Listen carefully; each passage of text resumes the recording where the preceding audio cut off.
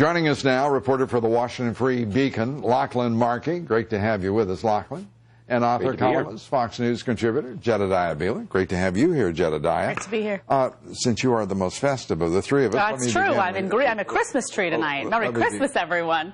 This is quite a poll, this Quinnipiac. I can just imagine Trump right now getting ready to ratchet it up. It's an outlier, by the way. We should point that out. He's up by huge margins in every other poll right now. Yeah, but he's still on top. I'm not surprised by anything you see here. I mean, we've been talking a lot about Ted Cruz. Ted Cruz coming out as the conservative warrior. People who are a little bit nervous about Donald Trump looking to Ted Cruz. I'm a little concerned about Donald Trump and the way he fares against Hillary Clinton in this poll. Not so great. Ted Cruz and Marco Rubio doing a lot better. That head-to-head stuff. You know, I think that's the biggest joke in the whole polling business. I'm just a little concerned about it because when I imagine the debate stage and I watch their debate tactics and I study all the candidates and I look at the way he debates, I'm a little concerned at the way the media is going to get away with portraying him when he goes against Hillary Clinton and she plays that woman card. So what should he do? Surrender and I'm just in favor of whom? No, I happen to like his out there, sort of call it like you see it, but I also can predict the way the media will paint that and what people will buy into. So I want someone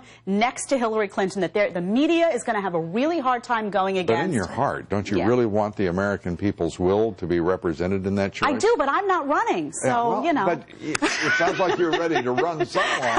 Lachlan, your thoughts on the poll and the import that you would attach to it? Well, you know, I've been saying for weeks or even months right here that I think Trump's ceiling of support is a lot lower than most people think. That's true. His floor of support is high, but I don't think you're going to see him get above 40% nationally in really any poll of Republicans. Certainly not in any poll, you know, when it comes to a general election. Well, and, you know, he really has to start getting worried about the three early states because if Ted Cruz takes Iowa, he's in real trouble. You know, and when Santorum took Iowa and when Huckabee took Iowa, the ultimate nominees were, I'm sure, very worried. I'm going to repeat what I've said here, as you put it, as I've been saying for a long time now. I don't understand why anybody wants to win Iowa because over the last two cycles, it is a certain death sentence as a candidate. I agree. I really don't pay that much attention to Iowa for the reasons that you just stated, with the exception of I think some people look at that and say, well, whoever wins Iowa may get some momentum, and that sounds good. I think that part's true. It sounds good, but that doesn't necessarily translate into success, as we've seen numerous times, and I don't know that Iowa is a representative of the rest of the country or the way the country will go or has its finger on the pulse. Well, either way, every candidate wants to win everything. And I don't think it's Iowa on its own necessarily. But I think when you have to take New Hampshire, Iowa, South Carolina as one. New Hampshire, I think you're looking at probably a Christie or Rubio victory there. South Carolina, Cruz has been very active in organizing there. Did you say Rubio a really strong ground game. Cruz in New Hampshire? Well, I mean, if Trump gets locked out of the first three states, I think he's in serious trouble. Yeah, that could happen. Wow. Well, the polls suggest something quite different. The polls, of course, have Trump strongly ahead in both South Carolina and New Hampshire, as you know. Let's go to this vulgarity that was uttered by Trump, saying that Hillary Clinton had been schlonged in 2008, or slonged, whatever the correct pronunciation is. And this is, I just see the national media manufacturing up, you know, they got the outrage machine cranked. They're having a good time. Yeah, listen, you know, I'm Italian. I grew up in a crazy Italian household. And if that's foul language, they need to come spend some time with my grandparents.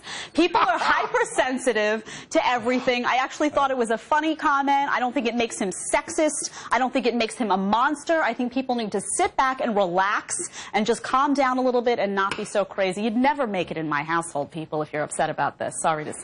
Lachlan, do you have the deep sensitivities of a daffodil like so much of the national liberal media?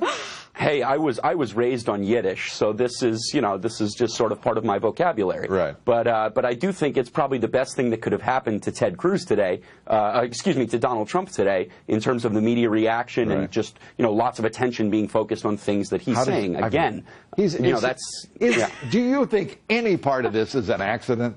Do you really? I mean, I just can't even believe that his sense of timing, the way in which he manufactures a moment for himself, I mean, it's stunning. Yeah, I don't think it's an accident, but I do think he's I think he's not, this strategy that he has of playing up sort of the outrage that really gets his fans riled up.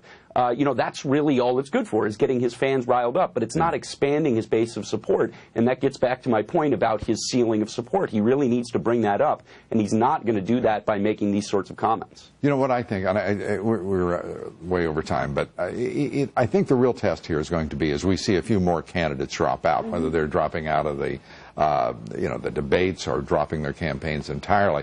When we start seeing that happen, say 3 or 4 more people drop out, and we see where their support goes, and I think we have a clear reading, at least certainly on the second tier of candidates as we go forward.